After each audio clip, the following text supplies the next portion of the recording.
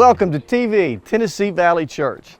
This week we're in Coleman at Hope Horses, which provides therapeutic horsemanship programs to individuals with physical, social, cognitive, and emotional needs. This is an amazing place. Today we continue this series of messages, Biblical Faith and. We've talked about biblical faith and natural sciences.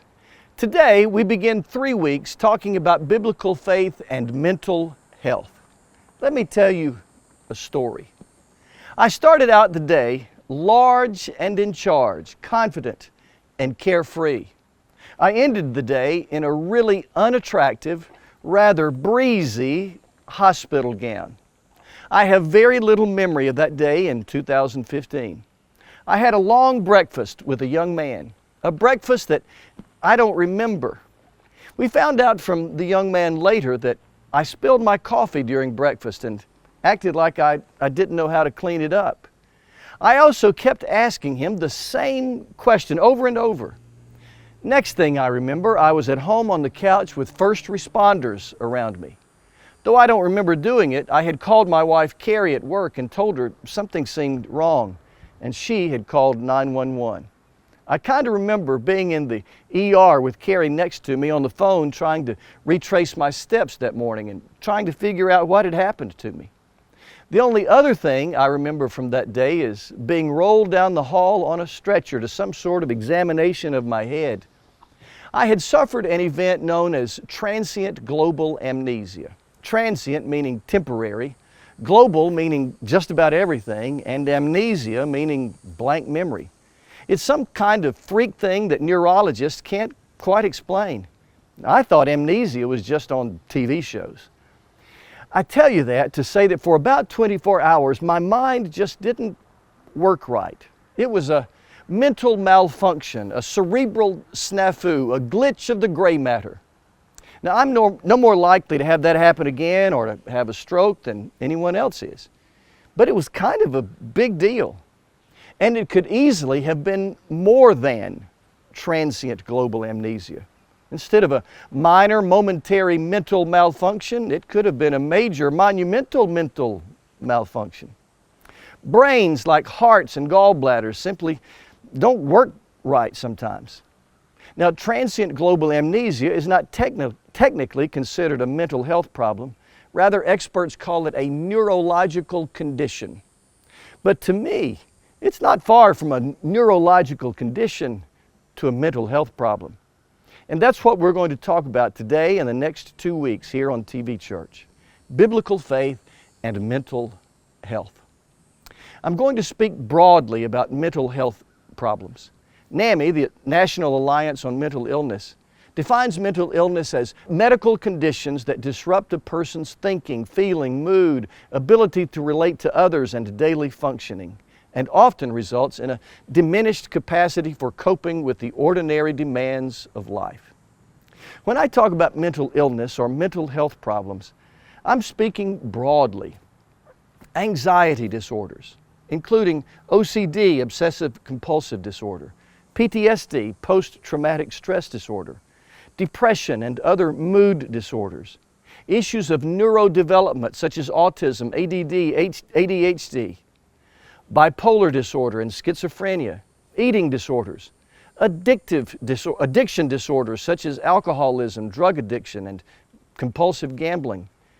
So I'm speaking of a wide array of mental health problems. And let's face it, COVID was not good for our mental health. COVID saw an increase in substance abuse. Anxiety and stress skyrocketed. The uncertainty and fear were nearly debilitating.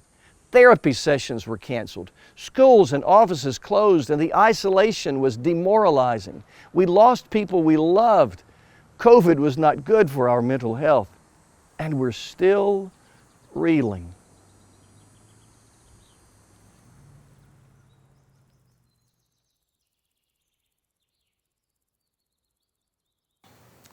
Let's talk about the prophet Elijah. I want you to hear from 1 Kings chapter 19, verses 3 through 9. Elijah was afraid and ran for his life. When he came to Beersheba in Judah, he left his servant there, while he himself went a day's journey into the wilderness. He came to a broom bush, sat down under it, and prayed that he might die. "I've had enough, Lord," he said. "Take my life. I am no better than my ancestors." Then he lay down under the bush and fell asleep. All at once an angel touched him and said, "Get up and eat." He looked around, and there by his head was some bread baked over hot coals and a jar of water. He ate and drank and then lay down again. The angel of the Lord came back a second time and touched him and said, "Get up and eat, for the journey is too much for you." So he got up and ate and drank. Strengthened by that food, he traveled 40 days and 40 nights until he reached Horeb, the mountain of God. There he went into a cave and spent the night. And the word of the Lord came to him, "What are you doing here, Elijah?" Let's allow this event in the life of Elijah to inform today's conversation about mental health. First, always remember that God is in the cave with you. Elijah was in a cave, physically and mentally. Most read his condition as a severe depression. It's no fun in the cave. Whether your cave is depression or OCD or autism or anxiety or addiction or bipolar or any other mental health problem, or the case of a loved one who suffers with a mental illness. It's no fun in the cave. God said to Elijah, "What are you doing here?" Here. God didn't scream, "What are you doing down there far from my presence?" God asked, "What are you doing here?" Meaning God was there with Elijah in the dark. Many of us have sung, "Surely the presence of the Lord is in this place." We tend to sing that song in a worship service where everyone is all smiles and the temperature is just right and we're comfortably seated. But we ought also to sing it in emergency rooms and in funeral parlors and in children's hospitals and unemployment lines and nursing homes and in all kinds of caves. Psalm 139 reads, "Where can I go from your presence? If I rise to the heavens, you are there. And if I lie down in the depths, you are there." Wherever you are, surely the presence of the Lord is in that place, even in the caves of a mental health problem. Remember that God is in the cave with you, but don't make yourself at home in the cave. From the darkness of that cave came the very voice of God Himself. "Get up, Elijah. I have work for you to do." Elijah did get up and went on to complete God's plan for his life. We can't make ourselves at home in the cave of even mental health problems. Of course, there's no magical switch to flip. I would never suggest you should just pull yourself up by your bootstrap or put on a happy face. This is a complex issue for which there are no easy steps or answers. However, we have to assume responsibility for our lives, even our mental health. Except for extreme cases, we're not merely victims, and we must not see ourselves that way. Those two words of God to Elijah, "Get up," those are words of both hope and responsibility. Hope, you can get up. Responsibility, you have to try and get up. Next week, I'll dig deeper into how you and I may find help. Today, I want to send a clear signal that there is hope. And I want to encourage you to act on your own behalf. I tread carefully here, for I don't want to be insensitive. But there is a time to be honest about and not defined by our mental health problems. Hear me, I understand there are severe cases of mental illness that are utterly, completely debilitating, incapacitating. For most mental health problems, however, there is hope, real hope. And we have a responsibility to claim that hope. 12 years ago, a missionary to Turkey, Julie Busler, struggling with a mental illness, nearly took her life. But she survived and is thriving. In her book, Joyful Sorrow, one of the chapters is titled, "Healing Starts with Humility." Ms. Busler writes, "Pride takes root and distorts reality. In the case of mental illness, pride not only kept me from seeking help that would destroy my carefully curated appearance, but it also convinced me that I was too strong to succumb to the illness that was killing me." Proverbs 29:23 says, and she quotes, "Pride ends in humiliation, while humility brings honor. Ms. Bustler was a missionary. Missionaries aren't supposed to have mental health problems, and she was too proud to get help, and her pride nearly killed her. Don't be so proud that you won't get help you need to get out of the cave. God said to Elijah, "Get up." You can get up. Travis, does that mean I will get all better? Well, everybody's get up is not the same. Hear me. Your get up might not be all better. Your get up might simply be better. Let me say that again. Your get up might not be all better. Your get up might simply be better. Getting out of the cave for you might not mean a complete cure. It might mean managing your mental health problem, learning coping skills, getting treatment by professionals, both medicine and therapy, living a healthy lifestyle, including nurturing your relationship with your Heavenly Father. There is hope. You can get out of the darkness of the cave. Dr. Rick Sheldon is a faithful member of our congregation and a psychiatrist at UAB. Rick is helping me with these messages, reviewing them so that I don't do damage. Dr. Sheldon said, "I have treated thousands of people in my career, and I can say that it is very uncommon to have people experience no improvement once they start treatment. Most people get much better. So wherever people are, things can get better, and most people can achieve recovery." Get up. Get up, God said to Elijah. Jesus, you're my heart's first love, and you've been holding on to me. You once were the air I breathe,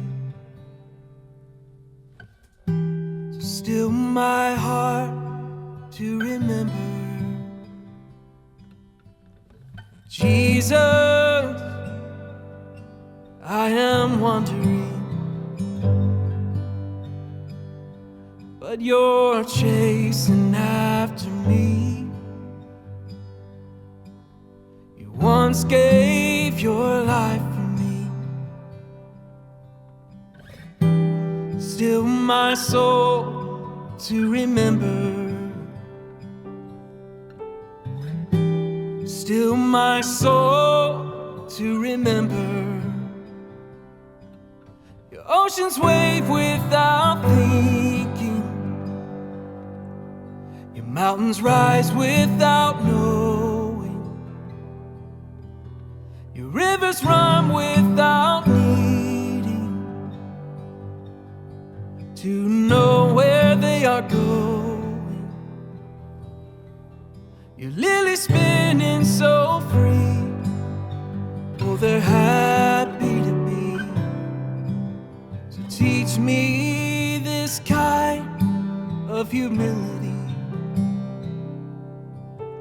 Teach me this kind of humility.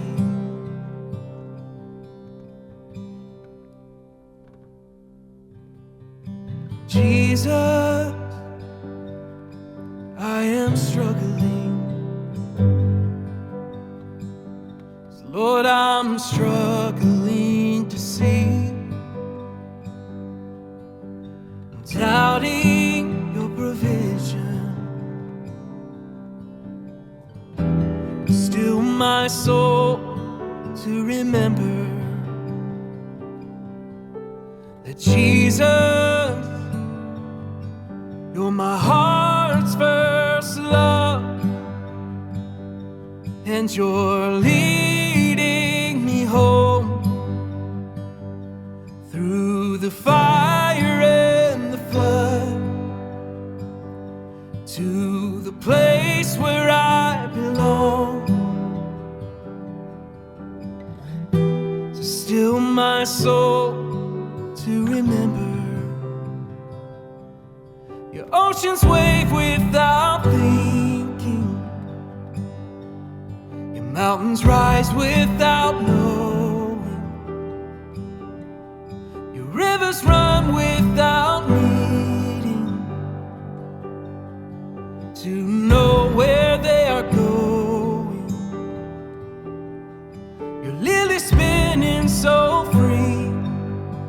oh, they're happy to be. So teach me this kind of humility. Teach me this kind of humility. Jesus, you're my heart's first love.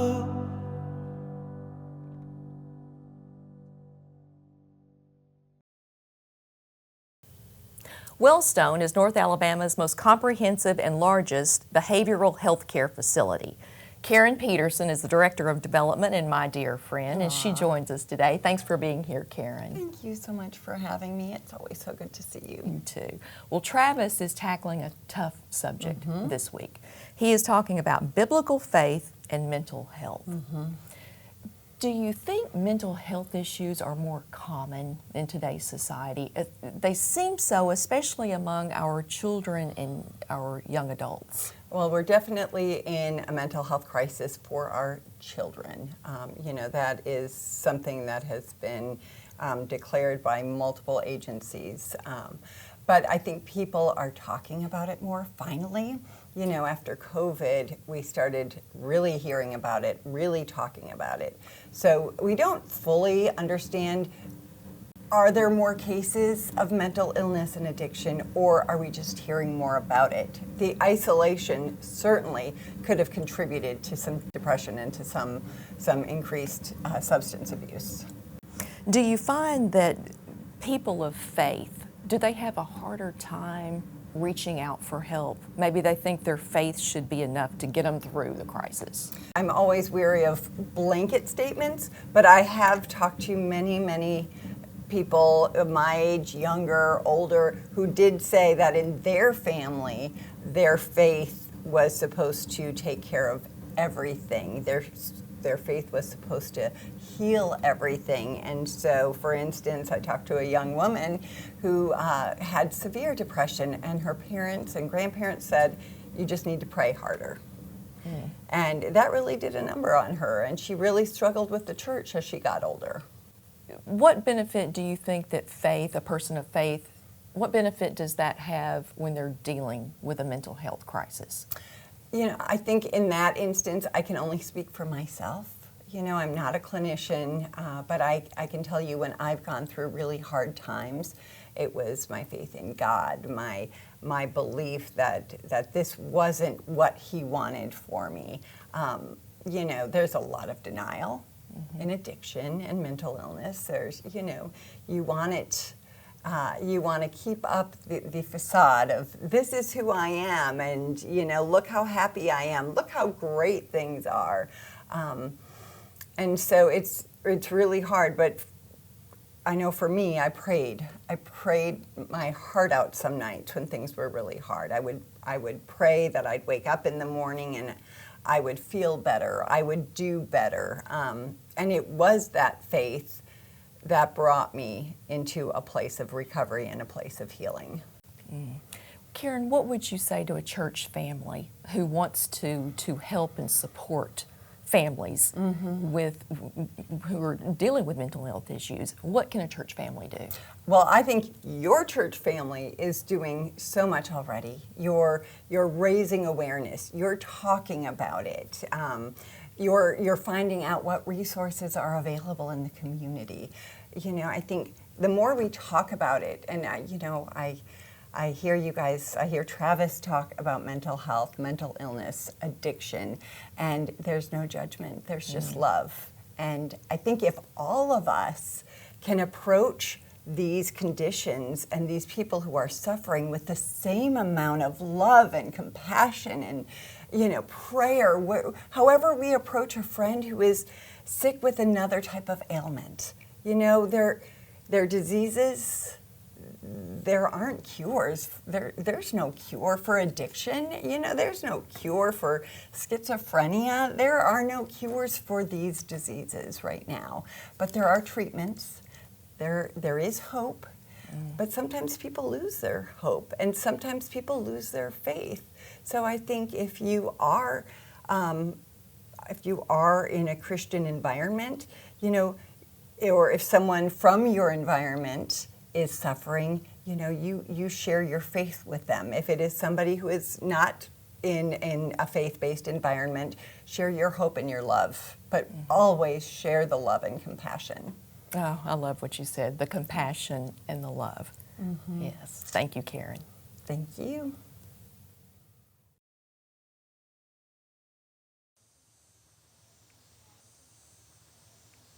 Get up, Elijah.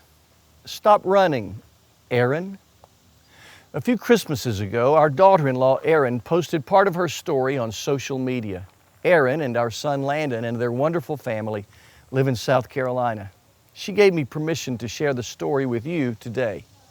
Erin quoted from Psalm 40, which says, "He lifted me out of the slimy pit. He put a new song in my mouth."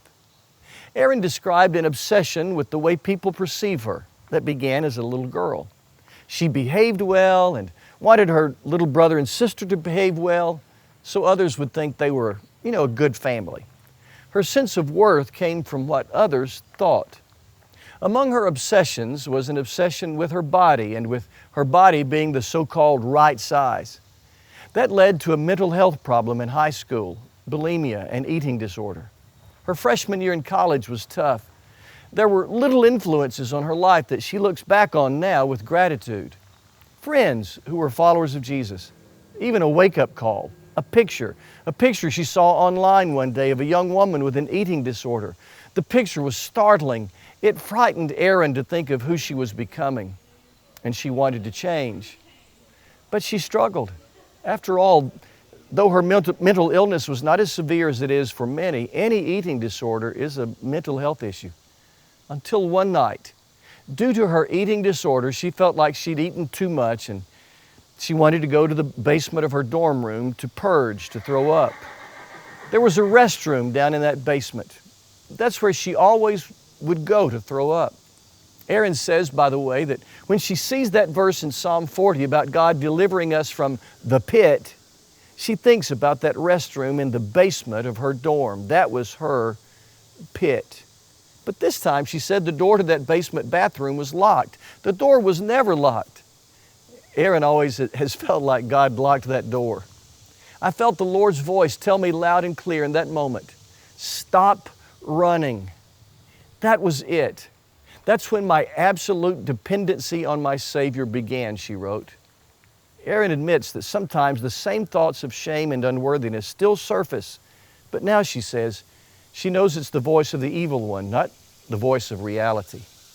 Our daughter-in-law is a wonderful young Christian wife and mother and pastor's wife and living a healthy life. God lifted her indeed out of the pit. Erin got out of the cave. There are people listening to me who struggle with mental health problems. We're going to talk more about this for 2 weeks. But please know today, there is hope. God is powerful. Professionals are helpful. You are valued. And there is hope.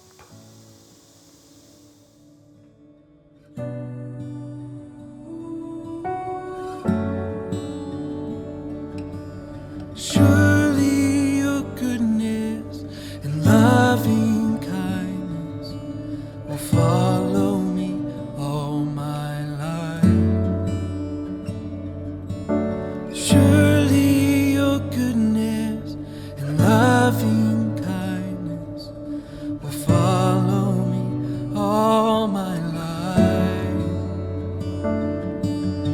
You are my shepherd, I shall not want.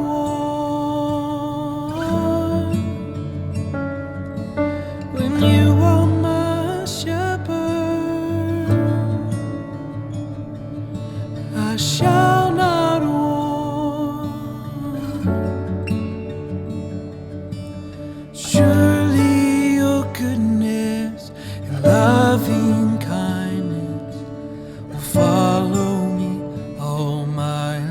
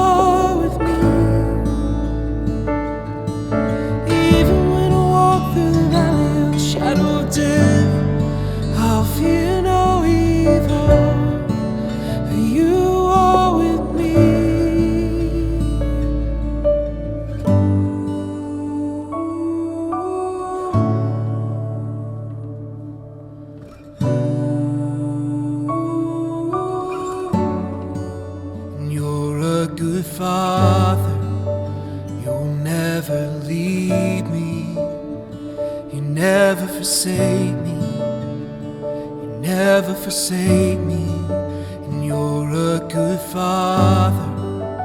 You'll never leave me, you never forsake me, you never forsake me, and you're a good Father, and you'll never leave me, you never forsake me, you never forsake me, and you're a good Father, and you'll never leave me, you never forsake me, you never forsake me, when you are my shepherd, I shall not. Hi everyone, I'm Holly Knupp, Minister to Median Adults at First Baptist Huntsville. We are folks in our 40s and 50s, married, single, and empty nesters. We'd like to invite you to any of our in-person studies, small groups, or social events. Check out our website or email me at holly@fbchsv.org for more information. We look forward to building community and growing our faith together with you.